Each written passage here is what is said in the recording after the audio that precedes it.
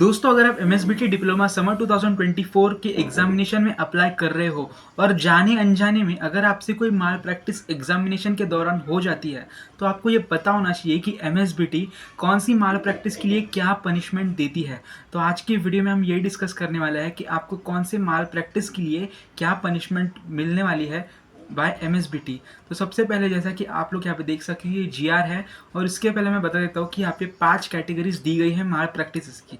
तो आज की वीडियो में हम ए और बी ये 2 कैटेगरीज डिस्कस करने वाले हैं और इनमें जो माल प्रैक्टिस आती है और उसकी क्या पनिशमेंट है ये आपको आज की वीडियो में पता चलेगा।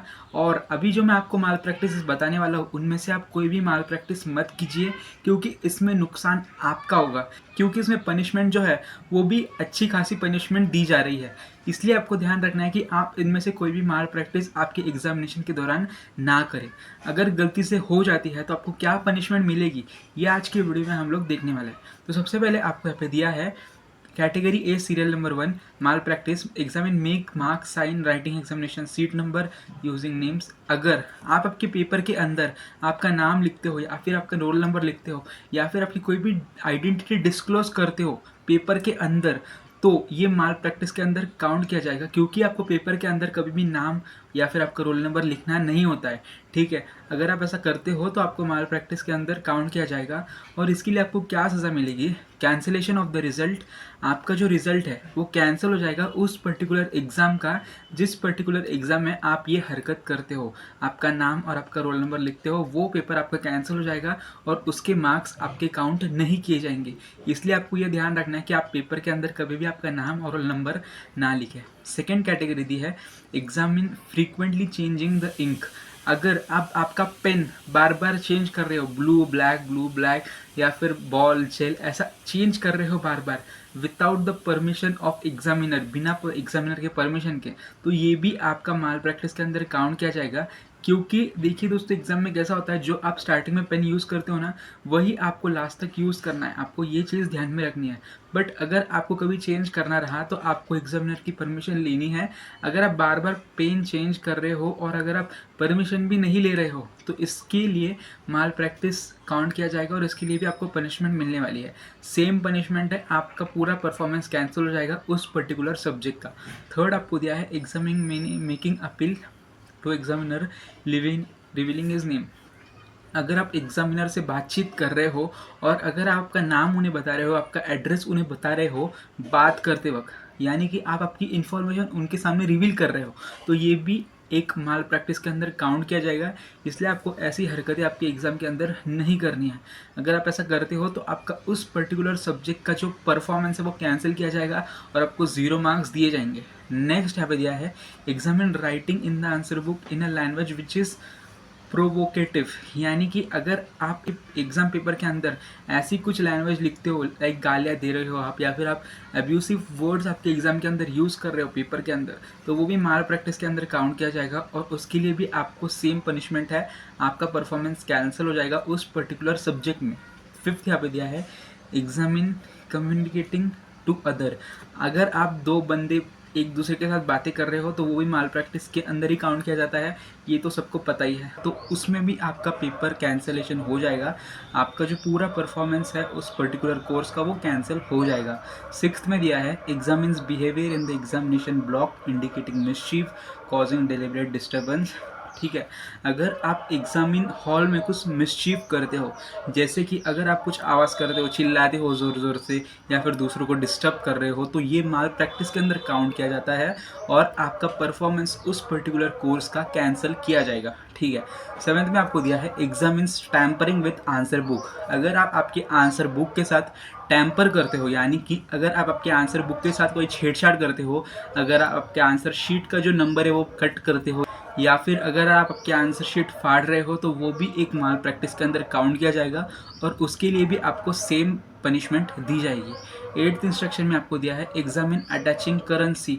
अगर आप आपके एग्जाम बुक के अंदर करेंसी नोट्स अटैच कर रहे हो, पैसे दे रहे हो एग्जामिनर को पेपर के चेक करने के लिए, अच्छे मार्क्स देने के लिए, तो वो भी आपका एक माल प्रैक्टिस के अंदर काउंट किया जाता है और उसके भी आपको कोर्स का जो पूरा परफॉर्मेंस है वो कैंसिल किया जाएगा।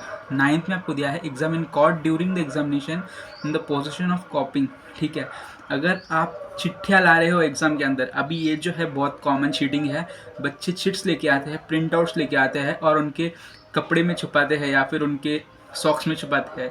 तो ऐसी हरकतें आपको नहीं करनी है। अगर आप ऐसा कुछ करते हो तो आपका जो परफॉर्मेंस है कैंसिल किया जाएगा। 10th में आपको दिया है एग्जामिन पोसेसिंग मोबाइल। अगर आपके पास कोई इलेक्ट्रॉनिक गैजेट है, आपका फ़ोन हो गया या फिर आपका जो वॉच होता है ना, स्मार्ट वॉच, वो भी आपको एग्जामिनेशन में नहीं लेके जानी है। अगर आप ऐसा कुछ लेके जाते हो एग्जामिनेशन हॉल में तो आपका उस पर्टिकुलर कोर्स का जो परफॉर्मेंस है वो कैंसिल किया जाएगा।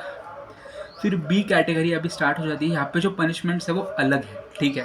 तो ये पनिशमेंट्स आपको सुननी है और ये माल प्रैक्टिस भी आपको सुननी है। Examines found exchanging any copy material, ठीक है। अगर आप किसी के साथ कोई कॉपी मटेरियल शेयर कर रहे हो या फिर आप खुद भी अगर कॉपी कर रहे हो कोई कॉपी मटेरियल के साथ, ठीक है।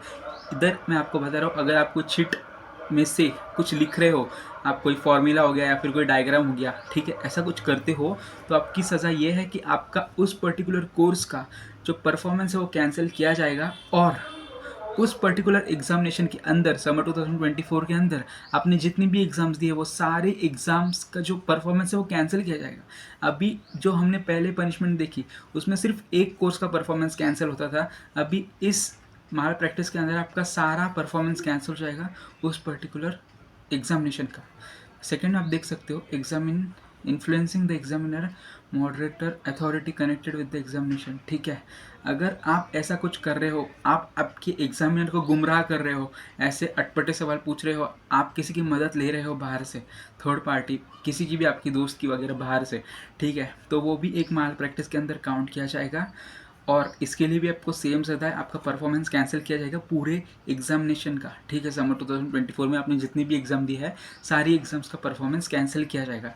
इसे हम कॉपी केस भी कहते हैं, ठीक है। देन थर्ड में आपको दिया है examine found inserting previously return pages. अगर आपने पहले से ही कुछ पेपर्स लिख के रखे हैं, पेजेस के ऊपर आंसर्स लिख के रखे हैं और अगर आप वो अटैच कर रहे हो आपके आंसर शीट के अंदर, तो ये माल प्रैक्टिस के अंदर काउंट किया जाएगा और उसको भी आपको ऐसी ही पनिशमेंट दी जाएगी। 1+0 इसे कहते हैं applied on the seat number, ठीक है। यानी कि इस सेम का जितना भी परफॉर्मेंस है वो पूरा कैंसिल किया जाएगा, सब कुछ ज़ीरो हो जाएगा, स्टार्टिंग से लेके अभी तक सब कुछ zero.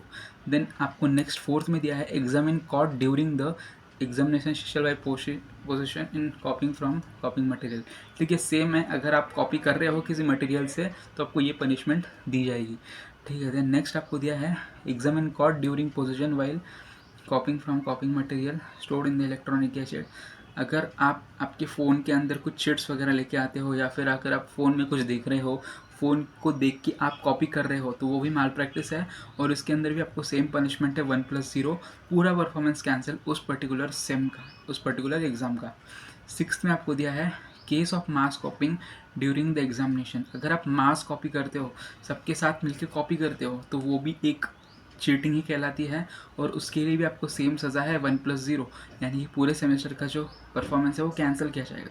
Then cases of mass copying reported by the assessors from RAC regional state assessment centre से अगर कुछ रिपोर्ट की जाती है, ठीक है, आपके द्वारा, तो उसके लिए भी आपको ये पनिशमेंट मिलेगी, आपका पूरा सेम का परफॉर्मेंस कैंसिल किया जाएगा अगर आप कॉपी करते हो तो, ठीक है। देन ठीक है, सेम है 8th वाला भी।